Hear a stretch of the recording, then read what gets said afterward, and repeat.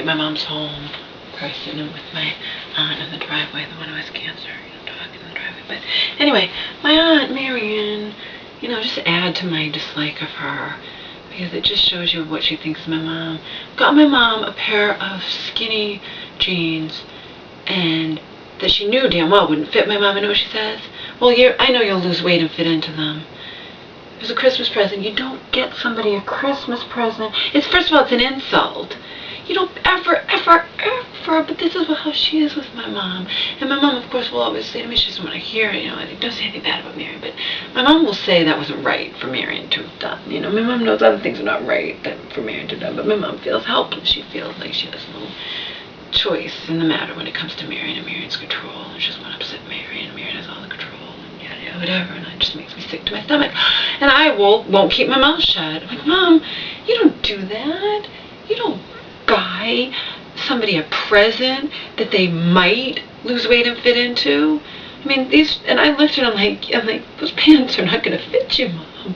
And I was right. I'm skinny now. Those pants fit me big a little bit. They were 14 and I pretty much wear 12, but I wear them with a belt, whatever, but you get it. It's just, I don't know how to explain it to you any better, because only someone smart and deep and who can see underlying things and what people say and do buys her a pair of pants that, oh, well, you lose some weight, you'll fit into them. And as a present, you could do it not as a present, but as a Christmas present. I know you'll lose some weight, you'll fit into them. You don't do that. You do not buy you buy somebody something in their size, not because they might lose weight. It's an insult. It puts pressure on them. What if they don't lose weight? What if they gain weight? It's just ridiculous. And then I had my mom tell her, and I heard I go, good Mom, go try them on. I hear her from the bedroom. I can't even get them over my foot, because my mom has thicker down here, And to fit into those pants, you guys, she'll have to lose 15 or 20 pounds. It's an insult. Am I wrong here? I'm not wrong. It's an insult to buy somebody something that they might fit into and say, oh, well, you'll lose weight and you'll fit into them. It's just, I don't care. I got them because they were cheap and on sale, and I didn't want to think about getting, it just, I don't like shit like that. I don't like a lot of things the way my family has treated my mom. Not that I've always treated my mom the best, What they've done to her, it's different, She's my mom, and I've gotten angry and frustrated with her. But I would never, ever, ever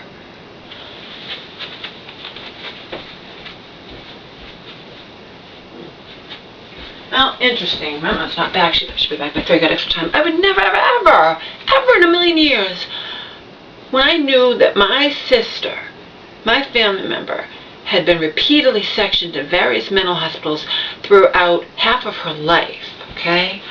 Would never say to her, if she wrote a poem and shared it to me, trusted me enough to share it with me, mental hospital's not like that. Bull fucking shit, you've never been locked up in one. How dare you negate my mother's feelings, you fucking bitch. And this was the aunt who didn't have cancer at the time, but who has it now, okay? That's what she said. My mom didn't even dare share the poem with Marion. Don't worry about that. She dared share it with the other aunt who has cancer, and that's what she got. And she'll feel bad, and she'll tell me about it, because she knows that I care about her feelings and don't like to see her locked up in the mental hospital and have no visitors or this, that, or whatever. And, I care about all that stuff. I understand it. I understand how I would feel. I have the empathy. But anyway, her poem, I've put it out on Yahoo Answers. I've put it out on YouTube.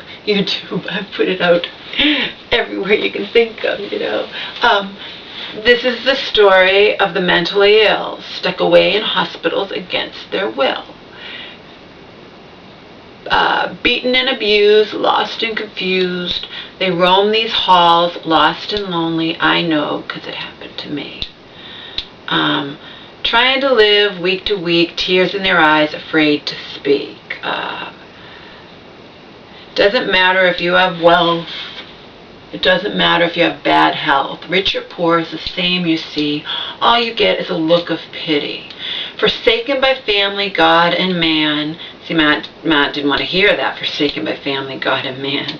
Trying to do the best they can. Tears in their eyes, afraid to speak. Trying to survive week to week, tears in their eyes, afraid to speak. I'm sorry, I don't remember. Then it goes, Rich or poor is the same, you see. All you get is a look of pity. Forsaken by, beaten and abused, lost and confused. I know because it happened to me. I used to know it by heart. If you want to know it, I have a video out there. I think it's entitled Alicia Reads Her Schizophrenic Mother's Poem about mental illness or something or other. It's out here. And most of my videos are on private temporarily right now, so you don't have to sift through 3,000 videos or nearly 3,000 videos like you would have to do normally. It's out there. It's something. And also, I read I just took it off of private. My mother's. Maybe I'll actually put it on this playlist. In my I'm sick, not stupid playlist. You know. I might add those 2 old videos to that. It's one where I also read part of my mother's poem. I mean, my essay I wrote in college, and from one of my college writing classes. I got a B on the essay, but I got an A in the class. About what it was like for me to grow up with a mentally ill mother when I was a kid and a teenager and whatnot. Not liking these pants fall down, and I can wear belt with them fresh, but it all relates. You know, I might put that on my playlist. Oh, by the way, between my 3 YouTube channels, I have 250,000 hits to my videos. That's crazy, huh? How does that come up in conversation if I meet with one of these dating website guys? It doesn't, but that means it's also a secret, just like I'm not telling my shelter friends about this, you know? I have a lot of secrets.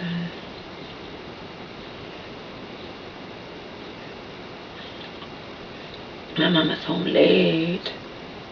I'm glad, because it gives me privacy to create my videos behind her back. Like, I have a right to do. I have a right to not be nothing just because my family wants to keep me quiet. You know, just like Donald and his mom did, wanted me to keep my pretty little mouth closed. Just be a good little girl, keep my pretty little mouth closed, and I refused to. So. But I think I will. I think I'll put those 2. The one where I say my mom's poem, and the one where I read that essay. Because it is all tied into my mom being mentally ill and all the hell she's gone through and why. It all ties in, Laura.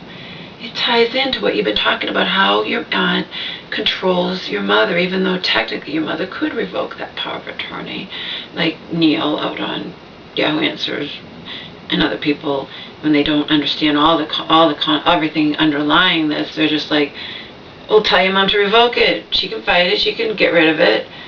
She can get rid of it." But it's not about that. This is all about, she doesn't believe she can. She believes if she tries, she'll get in trouble with my aunt and get sectioned back into that house. And that is her underlying fear, and I know that for a fact, and so do her friends. Not the friends she hangs out with, the aunt who has cancer, of course, but the friends who know what it's like. You get it, people? The friends who know what it's like to be locked up in a mental institution. And do I know what it's like? No. I do not, but I know what it's like to feel alone and to have no friends and to feel abandoned and rejected and isolated and all that crap. And I am very, very smart, very intuitive, very aware, an HSP, which is a highly sensitive person with somewhat of a 6th sense. I also lisp. One time at Parking Concepts, a woman thought, one of my coworkers, a young girl, thought my lisp was cute, but whatever. I know what it's like without experiencing it, okay? I can imagine. I have that kind of empathy. I would never say to anybody who shared the kind of poem like my mom wrote, "Oh, mental hospital was not like that," just because I don't want to accept that my sister has gone through this fucking shit or my family member's gone through this fucking shit. Get it, people? I don't care what you want to accept. I don't care what kind of guilt you feel. My mother wrote that poem. You have no right to say mental health was not like that and negate her feelings, okay? No right. Just like somebody who hasn't been in the kind of abusive relationship that I was trapped in for 11 years has no right to tell me what that's like either, or just say, "Well, why didn't you leave? Why didn't you leave, Laura?" Or, you know, a lot of people will say that who are ignorant. Why didn't you leave? And people will say to my mom, well, if your mom really didn't want that power of attorney over her, she would fight it. She can revoke it. She can go to the court and say, I don't want it. She won't do it. It's all about the fear my aunt has instilled into my mother, people, okay? She's instilled that fear via manipulation, intimidation, and also it's about how she brushes aside my mom's concerns, or the concerns I put in my mom's head. And I'm not after your money. I have plenty of money of my own, and, you know, blah, blah, blah, but it's all overlooked by my family. And my mom just doesn't want to think about it. She just wants to be here in a house and whatever, and doesn't want to believe that Marion has anything but all of our best interests at heart. It's overlooked that Marion did this all behind my mother's back. My mom knows it's true, but she doesn't want, I don't want to talk about it. I don't want to hear anything bad about Marion. Meanwhile, you know how many bad things I've heard about Marion coming out of my mom's mouth years ago? It's just Marion's worn her down with kindness, you know, just like a hostage situation, just like I told you, J.C. Dugard, you know. J.C. Dugard never forgot that she was that a pedophile had stolen her away from her family, her mother, everything, and she had to succumb to his sexual deviance, wishes, whatever, and be tied up. You know, she never forgot any of that, but when you're in that situation and you know that the person could be very, very cruel to you and they're kind to you, well, you guys do the math, you know. Marion has been very cruel to my mother in the past, so my mom's going to appreciate any kindness, and she's not going to do anything to rock the boat and cause that cruelty to be, you know, come forth upon her again. I mean, it's not rocket science, people, okay? Can you guys see that even if you 100% believe that I'm mentally ill and I'm sick and I'm crazy, like my family definitely believes of me, that I'm not stupid? You see how I talk in an articulate manner, how I express myself very well. You see, if I'm crazy, I might be crazy, but I'm not dumb, I'm not stupid, I'm not ignorant, I'm not unaware. Even if I'm admittedly quote-unquote crazy. Get it? I know some of you get it, because I know a lot of you care about me, even though I have a lot of enemies out there. I know a lot of you also really care about me. I know that. I know that. I know that. And I have to do this. I can't do anything. Even my lawyer friend, pseudo-friend, whatever, out here, she told me there's nothing you can do. Judge ain't gonna listen to you, baby. And she has a lawyer husband. Judge ain't gonna listen to you, ain't gonna care. They're gonna see that Marion has been taking care of your mom and done a good job, and yet no one's, you know, there's nothing you can do. Okay, there's nothing I can do, but can my mother at least make a will out? Since I don't believe for 1 second that will exists in Marion's house, but even if it does still exist in Marion's house, Marion could rip it up at any time, and then Marion has the power of attorney, and I'm screwed, okay? The the most strongest power of attorney you can make, okay? So, can we at least do that? Can I take my mom's hand? Can we go to a lawyer? Does Marion have to know? I have no idea. I'm not a lawyer, I'm not anything. I'm not after my mom's money. I was never after my mom's money. I was after respect for my family.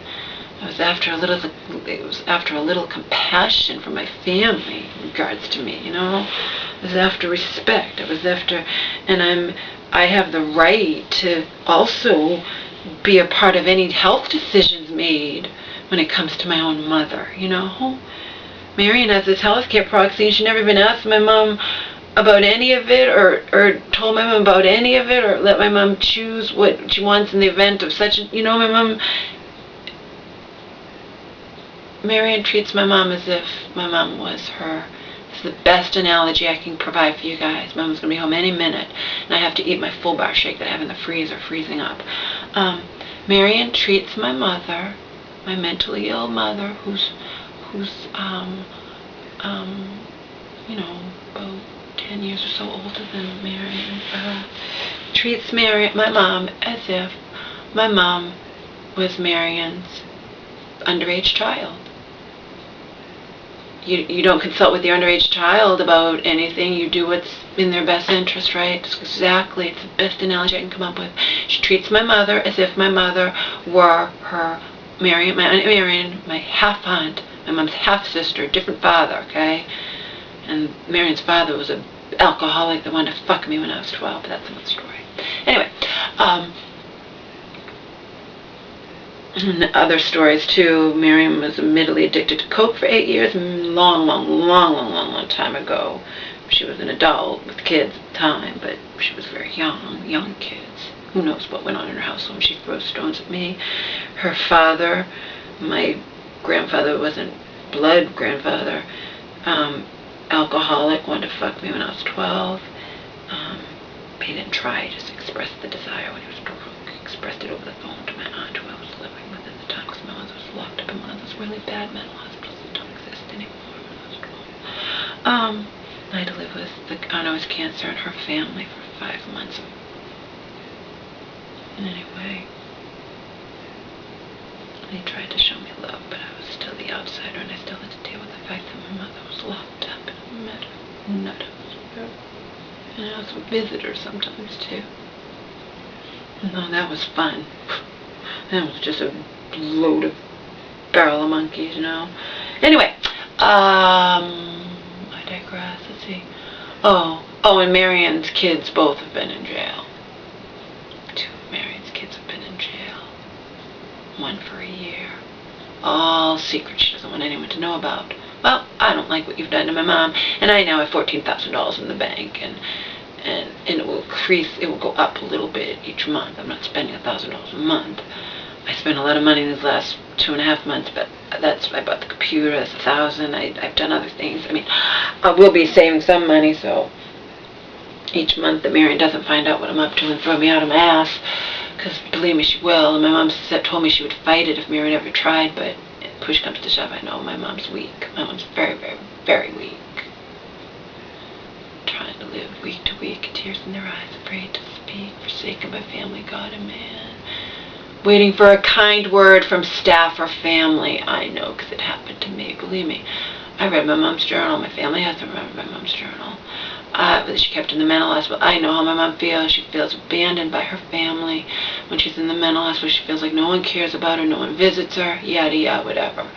I was in Los Angeles. What am I supposed to do? Nothing. I was in Los Angeles when my mother was being sectioned into 5 different mental hospitals in an 11-month period, all because of fights that she had with Marion, or the word of Marion, or whatever, you know.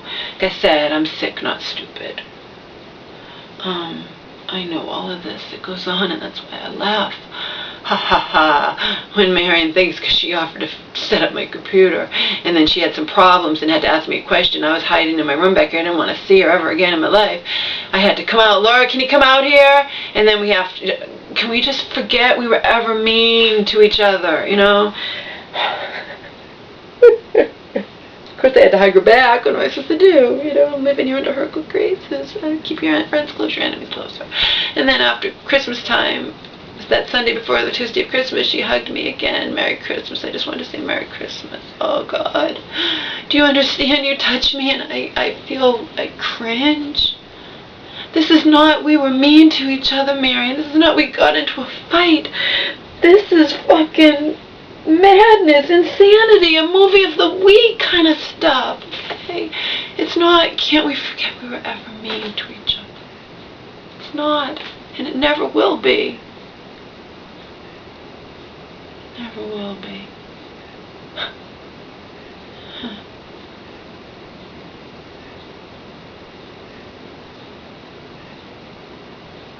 Not a damn thing I can do about it, but I sure as fucking shouted from the fucking rooftops. As I have been doing for years and years, for many years, in regards to everything. Not a damn thing that I can do about this situation with my mother and my Aunt Marion and the rest of my family on my mother's side, but I sure as fuck am not gonna keep my little pretty little mouth closed about it, baby.